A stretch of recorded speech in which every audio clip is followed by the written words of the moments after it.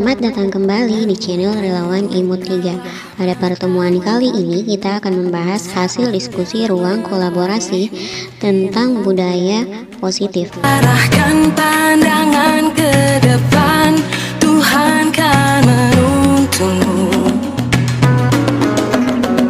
Sadarilah masa Pada pertemuan kali ini kita akan membahas 4 kasus yang menyangkut tentang segitiga restitusi dan budaya positif. Kita mulai dari kasus pertama. Nah, kita melangkah ke studi kasus yang pertama tentang langkah-langkah restitusi yang telah dilakukan oleh Ibu Santi. Yang pertama, menstabilkan identitas. Yang kedua, validasi tindakan salah. Dan yang ketiga, menanyakan keyakinan. Hal ini sudah sesuai dengan segitiga restitusi. Kemudian analisis studi kasus yang kedua tentang pelanggaran-pelanggaran yang dilakukan oleh Vivi dan Eni dan langkah-langkah restitusi yang telah mereka usulkan. Menurut kelompok kami, Vivi dan Natali memang sudah melakukan restitusi tapi masih kurang tepat karena pelanggarannya yang tidak mengerjakan soal matematika tetap tidak dikerjakan. Mereka hanya minta maaf tanpa mengerjakan soal matematikanya. Nah, untuk pertanyaan selanjutnya, posisi apakah yang telah diambil oleh Ibu Eni? Menurut kelompok kami, posisi yang diambil adalah membuat rasa bersalah. Hal ini dengan sesuai indikator kata-kata Bu Eni yang meminta tolong kepada anak-anaknya untuk mengerjakan soal matematika. Kemudian untuk soal yang terakhir, jika Anda adalah Pak Hasan yang kepala sekolah, maka kami akan mendukung dan mengapresiasi sikap Ibu Santi yang sudah tepat, tapi harus tetap meminta Vivi dan Natali menyelesaikan kewajibannya untuk mengerjakan soal matematika. Karena menurut pendapat kelompok kami, kadang maaf saja tidak cukup, harus disertai dengan pembuktian bahwa mereka benar-benar menyesal. Salah satu pembuktian yang bisa dilakukan adalah dengan mengerjakan tugas matematikanya, bukan hanya minta maaf ke Ibu Eni. Di kasus yang kedua, ada seorang anak yang bernama Sabrina karena terburu-buru ke sekolah, akhirnya dia salah menggunakan sepatu. Menurut peraturan sekolahnya, harusnya dia menggunakan sepatu berwarna hitam bukan berwarna coklat. Melihat hal ini, Pak Lukman lalu menegur Sabrina dan bahkan meminta Sabrina mencopot sepatunya. Karena perlakuan ini, akhirnya Sabrina jadi malu dan tidak berani keluar kelas seharian.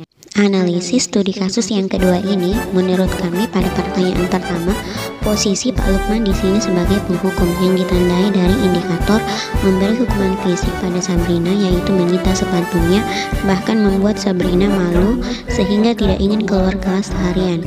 Untuk pertanyaan kedua, pertanyaan apakah yang diajukan Pak Lukman seandainya dia memposisikan dirinya sebagai manajer? Menurut kami ada 4 pertanyaan yang akan diajukan oleh Pak Lukman seandainya dia menganggap dirinya adalah seorang manajer.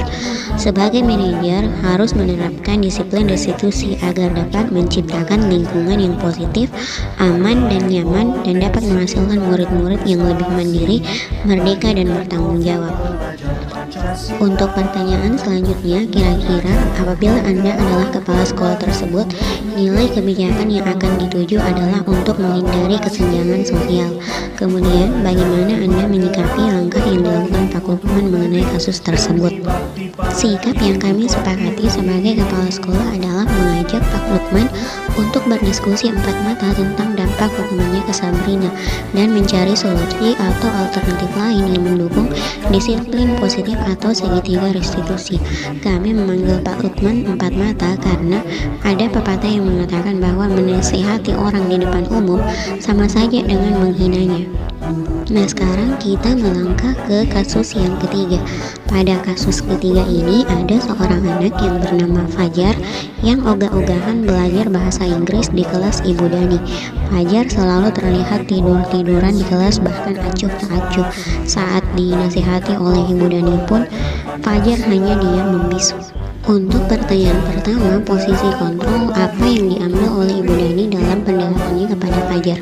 Menurut kami ada 2 posisi yang diambil di sini, yaitu posisi penghukum dan pembuat orang lain merasa bersalah.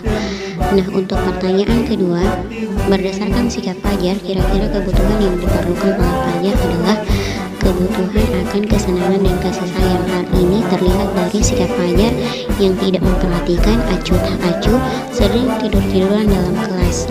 Untuk pertanyaan selanjutnya, bila mana Ibu Dani mengambil posisi pemantau, apa yang akan dilakukan atau dikatakan olehnya? Menurut kami, pada posisi pemantau, Ibu Dani akan menggunakan nada suara datar dan bahasa tubuh yang formal. Pertanyaan yang mungkin diajukan yang pertama, apa yang telah kamu lakukan? Yang kedua, sanksi atau konsekuensinya apa terhadap perbuatan yang kamu lakukan? Nah, untuk pertanyaan selanjutnya, apabila Anda di sana adalah kepala sekolah dan mengetahui hal ini, bagaimana tindak lanjut Anda? Menurut kami, yang akan kami lakukan adalah mencari tahu penyebab masalah Fajar melalui diskusi bersama dengan Ibu Dani, wali kelas, guru BK, dan orang tua Fajar. Kemudian mencari solusi bersama dengan menerapkan segitiga restitusi untuk menumbuhkan disiplin positif. Pada kasus yang keempat, ada dua orang anak yang bernama Anto dan Dino sedang bermain.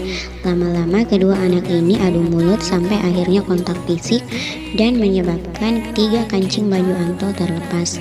Ibu Suti yang sebagai seorang kepala sekolah di sini berusaha menyelesaikan masalah dengan meminta Dino menjahit kembali kancing baju Anto yang terlepas. Awalnya Dino keberatan, tapi setelah Ibu Suti mengatakan bahwa dia akan diajari menjahit oleh Pak Irfan, akhirnya mereka berdua berbaikan. Untuk studi kasus yang pertama, posisi kontrol apa yang telah dipraktikkan oleh Ibu Suti? Menurut kami di sini Ibu Suti mengambil peran sebagai seorang manajer. Indikatornya terlihat dari cerita yang mempersilahkan murid untuk menyelesaikan masalahnya sendiri. Sebagai seorang manajer, Ibu Suti telah memahami restitusi melalui tahapan dalam segitiga restitusi sebagai salah satu cara menanamkan disiplin positif di sekolah. Hal-hal yang membuat kami menyimpulkan demikian adalah yang pertama, Ibu Suti menanyakan kepada Dino tentang keyakinan sekolah yang telah disepakati.